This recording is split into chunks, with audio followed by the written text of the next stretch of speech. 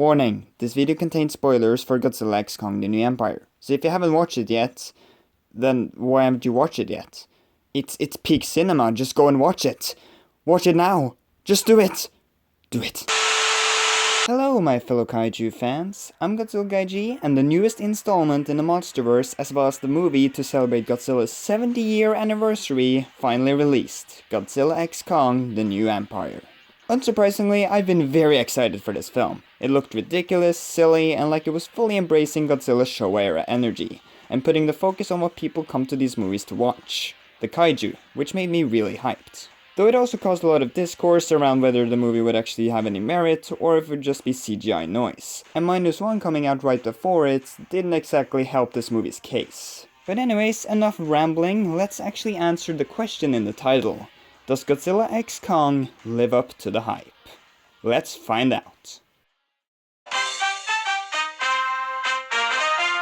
So let's start off the review by talking about the Monsterverse's biggest challenge since the beginning. Human characters. And to GXK's credit, the humans here are an improvement over most of the other Monsterverse movies and shows, aside from Monarch and debatably Kong Skull Island. The characters aren't deep or anything, which is not exactly a surprise, but they're entertaining enough to watch, which is mostly helped because of the performances, to where the human scenes are bearable. They're not really great, but they're bearable. And luckily they're not really the focus of the movie like I said earlier, that's on the Kaiju. And therefore the humans aren't too big of an issue. With that being said though, their dialogue is 99% exposition, and I wish they would have fleshed out Eileen and Gia's relationship and history more, since it's actually a minor focus in the movie. As for Bernie and Trapper, they're mostly here to be comedic reliefs, but sadly their jokes are more miss than hit. Though to be fair, their romance was great. But can I also just mention how weird it is that the Monsterverse has this obsession with introducing human characters and then abandoning them, never to speak of them again. Like first it happened after 2014, we never saw a military guy again. Now it seems like they've just completely abandoned the Russell family. Like none of them show up or are even mentioned in the film, and it's just really weird. By the way though, the humans in this movie are just as bland as ever, though they have a bit of charm to them, and luckily their scenes aren't dragged out, and again the focus is on the Kaiju. So overall the humans here are tolerable, but they're really just here to deliver exposition and to fill out the runtime, but they're passable. You know, I remember when the first trailer came out and people were making fun of the CGI saying it looked unfinished, which it was to some extent. However, now that the movie is out, I can say that this movie has really good VFX. Now it is a bit tough to come right after -1 just won the franchise its first Oscar win. However, the visuals in this movie don't really seem to have dropped in quality from the previous films. And something you have to remember is that in this movie, the Kaiju are shown way more in daylight, meaning there's not really any way they can hide any minor details. Like in 2014, for example, Godzilla and the Mutos were a lot in the shadows, so they could hide a lot of details and make more time for what we actually saw, making that look all the better. However, they can't do that in a lot of the shots in this movie, so overall I'm very impressed with how it looks. But that's it for effects, and well, okay guys, I have to be honest with you. I've now talked about everything I wanted to talk about that aren't the Kaijus themselves, which obviously I have the most to say about. So instead of going through points like we've been doing so far, I'm just going to quickly go through some other aspects of the movie that I don't have a lot to say about, but feel are worth mentioning anyway. The story is simple yet effective at giving us monster action and some world building for the Monsterverse, so it gets a pass from me. There are some great shots here and there, but I'd say it's a downgrade from previous Monsterverse films. The score was extremely forgettable, which is unfortunate, and I'm still annoyed that they haven't given us a remaster of the King Kong vs Godzilla main theme in these Godzilla and Kong movies. Thank God for -1, huh? The script is mostly just exposition like I mentioned, and the comedy doesn't really work most of the time, though there are some decent jokes here and there. Anyways, that's pretty much it for the minor things I wanted to talk about, so now let's move on to the true star of the show, or should I say, stars of the show. The New Empire features by far the most amount of both old and new titans we've seen in any Monsterverse movie to this day, meaning we got a lot of variety with the Kaiju here.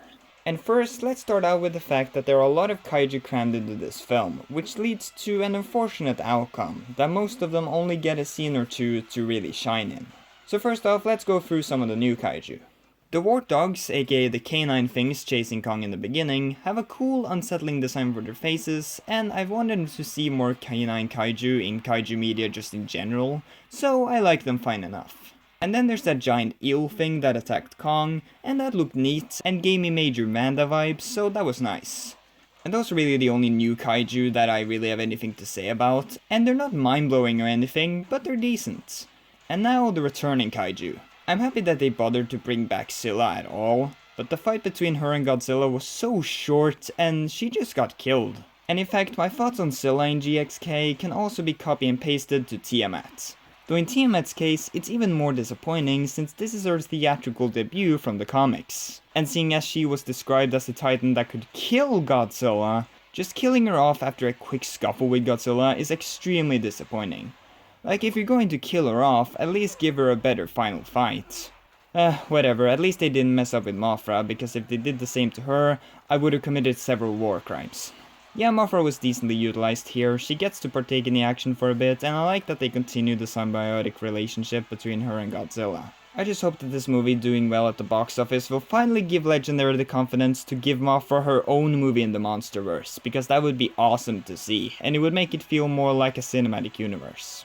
Also, I really like how they handled the villains here. Scar King comes off as a genuine threat, and I like his agile combat style.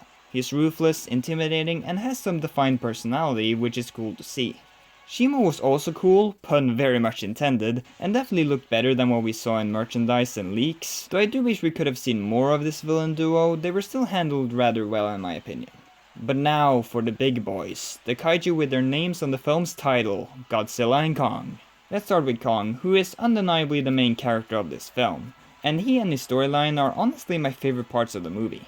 They do a really good job of portraying his loneliness and friendliness, and the journey he embarks on leads to a ton of badass moments and development for his character. Oh, and yeah, I forgot to talk about Zuko, so here's my quick thoughts on him. He's cute, but he works best as a part of Kong's character development rather than his own character. Also as a club. Honestly, funniest shit I've ever seen. But anyways, Kong's storyline and journey are great, and even though a lot of his scenes in the middle are just walking through all of Earth with Zuko, it's still really endearing. It says a lot that Kong has more character development than any of the actual human characters in these films. But then we come to the other star of the show, Godzilla. And unfortunately, Godzilla feels more like a side character than a co-protagonist here. Throughout the film, Godzilla is basically just powering himself up and quickly dispatching a few other titans. However, these scenes are short and scattershot across the film. Most of the time he is just doing this in the background while we focus on the humans and Kong. And like I said, I really love what they did with Kong, but I just wish we could have gotten a few more extended scenes of Godzilla as well. Though with that said, Godzilla's designs in this movie are absolute peak. Whether it's his pulsating blue form, his vibrant and unique new pink form, or just his upgraded jagged regular form. This might just be my favorite design from Monsterverse Godzilla, and one of my favorite Godzilla designs of all time. As well, Godzilla does finally get to shine in the climax, in one of the most entertaining kaiju fights we have seen in the Monsterverse. Seriously, this movie is worth watching for the final battle alone. Godzilla, Kong, Scar King, and Shimo all get their time to shine, and it's filled with Showa-era energy that makes it a blast to watch. Oh, that was a lot of talking.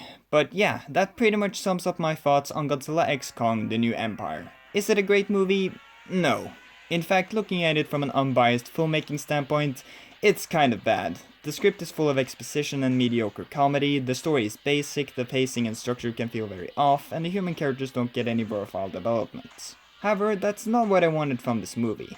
What I wanted was to see Kong and Godzilla kicking ass and exploring more of the world of the Monsterverse, and this movie delivers that in spades. While I wish Godzilla would have gotten a bit more attention, and the other kaiju like Tiamat and Scylla would have gotten more screen time, the third act and Kong's part of the story makes up for it and makes the film a blast to watch. So overall, 7 out of 10. Very flawed, but very enjoyable. This movie really does embody the crazy Showa-era vibe, and is the perfect movie to go to the theaters with a few friends and just have fun.